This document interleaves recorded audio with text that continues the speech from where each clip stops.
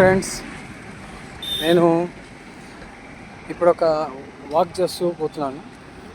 నడుచుకుంటూ పోతున్నాను. ఇది వచ్చేసి Tirupati Chandragiri highway bypass. So ఇక్కడ చిన్నప్పటి నుంచి ఇక్కడ స్కూలింగ్ కానీ ఇక్కడ వచ్చేవాడిని. ఇదే రోడ్డు మీద నేను ఇప్పుడు వెళ్తున్నాను. అంటే టూ వీలర్లో తిరిగాము, సైకిల్లో తిరిగాము, కార్లో తిరిగాము, అలాగే ర్యాపిడో కూడా తిరిగాము. సో ఇక్కడంతా రియల్ ఎస్టేట్ ఇలాంటివి కూడా చేసాము.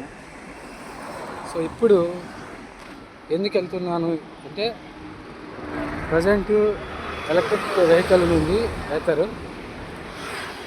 సో హైదరాబాదు తిరుపతి ప్రయాణాలు చేయడం వల్ల ఇంట్లో కానీ తోలేటువంటి వ్యక్తులు లేరు కాబట్టి, సో అలా ఉంచేసి వెళ్ళలేము కాబట్టి, వర్షాలు పడినప్పుడు ప్లస్ దాన్ని కేరింగ్ ఉండదు కాబట్టి ఇంట్లో వాళ్ళకి అంత శ్రద్ధగా చూడలేరు.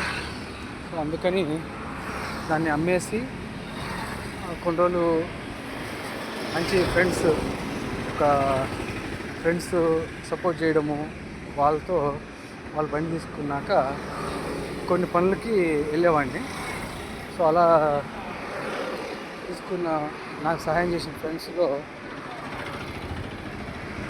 కొంతమంది ఉన్నారు. వాళ్ళ పేర్లు చెప్తాను. అయితే దాంట్లో కొంతమంది బండి తీసుకువచ్చిన తర్వాత, ఫర్ ఎగ్జాంపుల్ ఎక్కడో హైదరాబాద్లో లేదంటే బెంగళూరులో లేదంటే వైజాగ్లో ఇట్లా చోట్ల ఉంటాయి కదా, వాళ్ళు వెళ్ళి ఉంటారు. వాళ్ళకి ఉపయోగం లేదు, ఇక్కడికి తెచ్చుకొని నువ్వు వాడుకో అని చెప్పేసి కొంతమంది ఏం చేస్తారంటే, వాళ్ళ బండి నువ్వు బండి పోయినంత వరకు వాడుకో అని చెప్పేసి ఆ బండి తేవడానికి కావాల్సిన విధంగా చేసుకొని, అంటే అక్కడ ప్యాకింగ్ అప్పుడు అమౌంట్ ఒక 500 కావచ్చు, 500 నుంచి ఒక 3000 అయ్యిండొచ్చు. సో అలా తెచ్చే పర్సన్స్ లేక, వాళ్ళ దగ్గర అమౌంట్ లేక మనల్ని వాడుకోవడం కూడా అలా చేసిన వాళ్ళు కొంతమంది ఉన్నారు. సో అలాంటి వాళ్ళు ఉన్నారు. సో ఇవన్నీ చూసిన తర్వాత, ఇవన్నీ వెళ్ళిన తర్వాత నాకేమనిపించిందంటే, సో ఈసారి కొంటే ఈఎంఐల్లో సెకండ్స్ అలా కాకుండా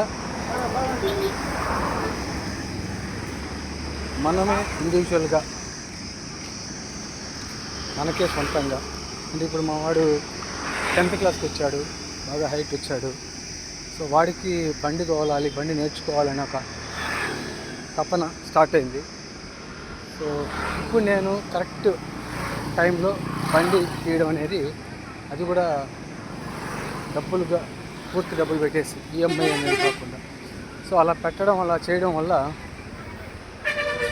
టూ వీలర్ అనేది నీడ్ అయిపోయింది. సో నేను లేకపోయినా కూడా ఇంట్లో మా పిల్లవాడు తోలగలుగుతాడు.